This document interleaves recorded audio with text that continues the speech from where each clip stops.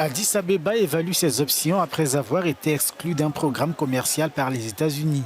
L'éligibilité de l'Éthiopie à la loi sur la croissance et les possibilités économiques en Afrique, AGOA en sigle, une législation commerciale qui accorde aux nations d'Afrique subsaharienne un accès en franchise de droit au marché américain, a été officiellement révoquée le 1er janvier 2022.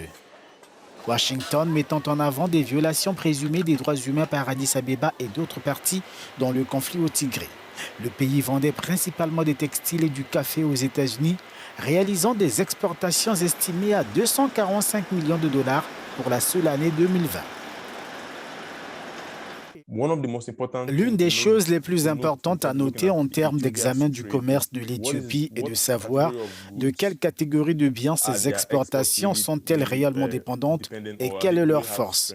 Je pense donc que du point de vue de la stratégie commerciale en particulier, l'Éthiopie devrait examiner ses marchés émergents, savoir exactement ce que pourrait stimuler la demande de ses produits et voir comment elle peut faciliter les exportations ou même stimuler les exportations vers ces marchés.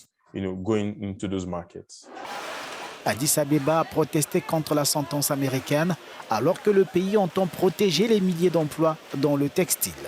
Cette nouvelle donne poussera probablement l'Éthiopie à se rapprocher de la Chine.